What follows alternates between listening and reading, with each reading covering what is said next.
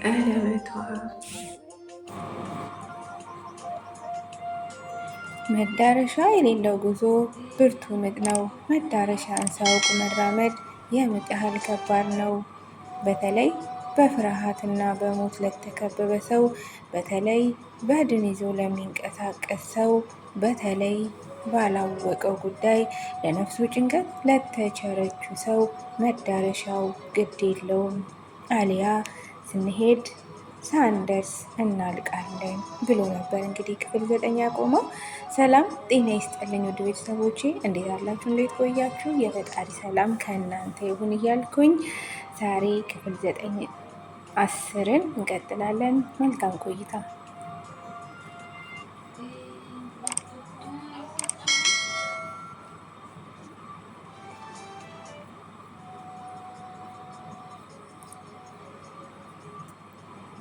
ቀለበቷ የቃሉን መንገድ ጨርሶ ወደ አዲስ አበባ አዳማ ፈጣን መንገድ መግቢያ ዘለቀ። ግራ ገባው። እስካሁን ለሰጠው ዝምታ ራሱን አመስግኖ ብሎ መናገር ጀመረ።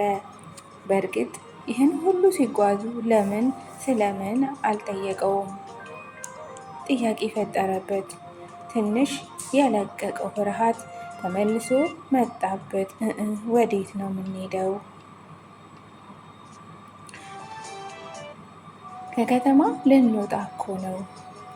ከረጅም የዝምታ ደቂቃዎች በኋላ ባደረገው ማስክ ውስጥ እየተነፈሰ ቃል ተናገረ። ደርሰናል። ከፊት ያለው ታፔላ በቀኝ ወደ ፈጣን መንገድ፣ በግራ ደግሞ ወደ ቱሉ ዲምቱ ያሳያል።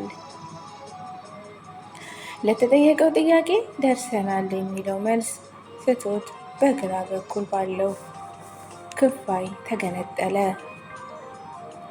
ጥቂት እንደሄዱ ቱሉ ዲምቱ ከመድረሳቸው በፊት ያለው ድልድይ ስር መኪናውን አቁሞ የእጅ ፍሬኑን ስቦ ሞተሩን አጠፋ። በድኗ ሴት አጥብቆ እንደያዛት ነው። በድኗን ሴት አጥብቆ እንደያዛት ነው። አሁን የምርም ፈራ። ሰው ብዙም በማይገኝበት ስፍራ አምጥቶ ጉድ ሊያረገኝ ነው ብሎ አሰበ። የሆነው ትውስ ብሎት በልቡ ፍጻሜ እንዲህ በቀላሉ አይሆንም። ከሆስፒታል ጀምሮ አንቆ ያቀፋት በድን ለቀቃት።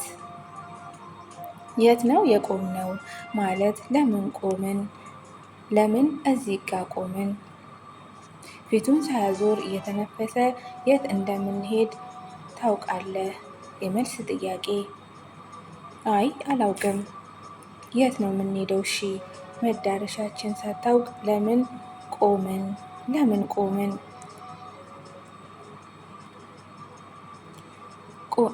መዳረሻችንን ሳታውቅ ለምን ቆምን ማለት ተገቢ አይደለም ብሎ መለሰለት። ምርጫ አልነበረውም። ዝም አለ። ቀጠለና እሱን ስንደርስ ታያለህ ብሎ ቀበቶን ፈቶ የመኪናውን ቁልፍ ነቅሎ ወረደ። ከተቀመጠበት ወንበር ስር የሆነ ነገር መፈለግ ጀመረ። በአይነ ቁራኛ የሚያደርገውን እየተከታተለው ራሱን የሚከላከልበትን መንገድ ማውጠንጠን ጀመረ። ዞር ብሎ በመስታወቱ በኩል ዙሪያውን አጣራ። የሹፌሩ አኳኋን ፍጥን ፍጥን ያለ ነው። መረጋጋት አይታይበትም። ሰውነቱን በቶሎ መዘነው።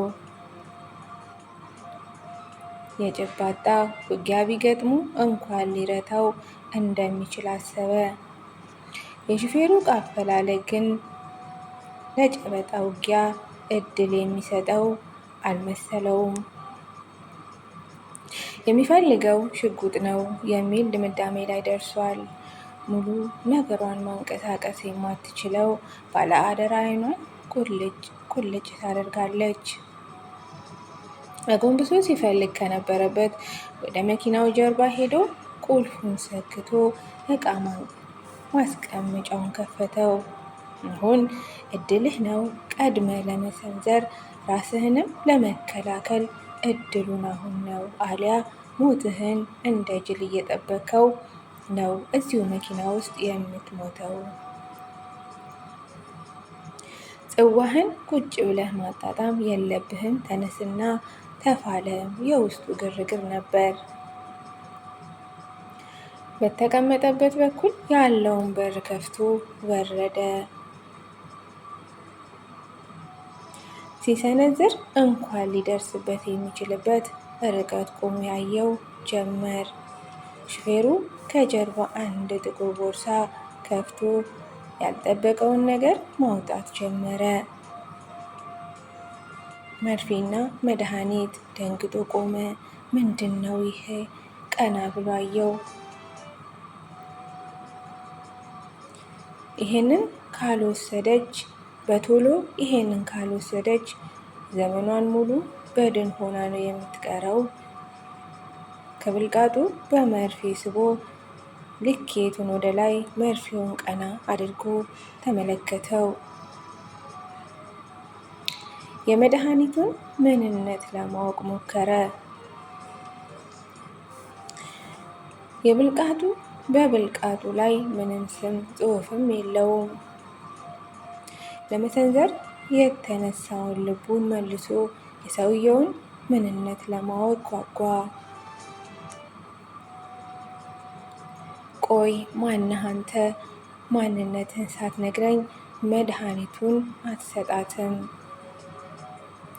ሲጀመር የጤና ባለሙያ ሳትሆን ስም እንኳን ያልተጻፈበት መድኃኒት ለመስጠት እምትሞክረው ምን ስለሆንክ ነው? ቋጥሮ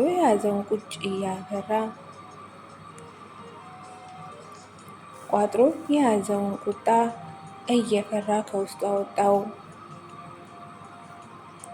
ሹፌሩ ከጀርባ አንድ ጥያቄ ቦርሳ ከፍቶ ያልጠበቀውን ነገር ማውጣት ጀመረ። መርፌና መድኃኒት። ደንግጦ ቆመ። ምንድን ነው ይሄ? ቀና ብሎ አየው። በቶሎ ይህን ካልወሰደች ዘመኗን ሙሉ በድን ሆና ነው የምትቀረው። ከብልቃጡ በመርፌ ስቦ ልኬቱን ወደ ላይ መርፌውን ቀና አድርጎ ተመለከተው። የመድኃኒቱ ምንነት ለማወቅ ሞከረ። በብልቃጡ ላይ ግን ምንም ስም ጽሑፍ አልነበረውም።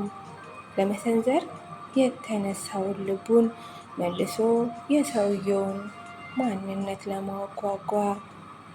ቆይ ግን ማነህ አንተ? ማንነትን ሳትነግረኝ መድኃኒቱን አትሰጣትም? ሲጀመር የጤና ባለሙያ ሳትሆን ስም እንኳን ያልተጻፈበት መድኃኒት ለመስጠት እምትሞክረው ምን ስለሆንክ ነው? አለው። ቋጥሮ የያዘውን ቁጣ እየፈራ ከውስጡ አወጣው። እንግዲህ ክፍል 10 እዚህ ላይ ያበቃል። ክፍል 11 ደግሞ ወዴት እንደሚወስደን አብረን የምናየው ይሆናል። ውድ ቤተሰቦቼ ሼር ላይ ኮመንት እያረጋችሁ አዲሶች ደግሞ ሰብስክራይብ እያረጋችሁ አበረታቱኝ። ሰላማችሁ ብዝት ይበልልኝ። ሰላም ቆዩ።